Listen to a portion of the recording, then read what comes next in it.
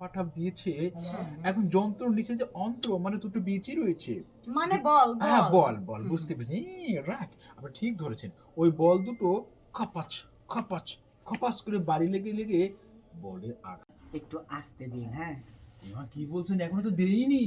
না আসলে আদরের বউ তো, সবাই মাত্র 3 দিন হয়েছে, বুঝছেন তো। ও আচ্ছা, ঠিক আছে, আসতে দিব, আপনি বাইরে গিয়ে দাঁড়ান। আচ্ছা এই আমি বাইরে দাঁড়ালাম, তোমার টেনশন নাই।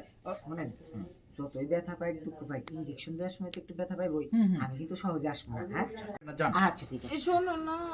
কথা বলবেন না, তাহলে কিন্তু চলে যাব আমি। এখন চুপচাপ থাকুন, আমাকে পরীক্ষা করতে দিন। হ্যাঁ, বলুন তো ব্যথাটা কোথায়? এখানে। ও হ্যাঁ, আগে বুঝতে দিন তো দেখি।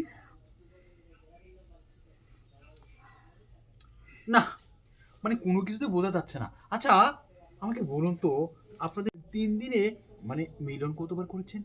45 বার। বাহ, 45 বার? এটা কি ঘোড়া নাকি মানুষ?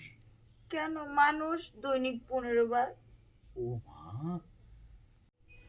আহা, আপনি একটা কাজ করুন, এভাবে জোরে জোরে নিঃশ্বাস নেবেন।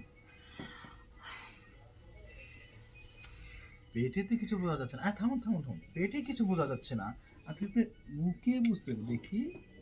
হ্যাঁ। আর ওই বাচ্চাটা 3-45 বার আপনাকে ভিজিয়েছে? ওকে বাচ্চা বলছেন? ও বাচ্চা না। ও বাচ্চার বাপ? হ্যাঁ। ও তাহলে শুনুন, আপনার যে ব্যথাটা জমেছে, এই 3-45 বার ঠাপ খাওয়ার পরে চাপ পড়েছে, চাপে ঘাপ হয়েছে, ঘাপের জায়গায় ব্যথাটা স্টোপ হয়ে জমে গেছে। এখন এই ব্যথাটাকে সরাতে হলে আমাকে পোস্ট করতে হবে।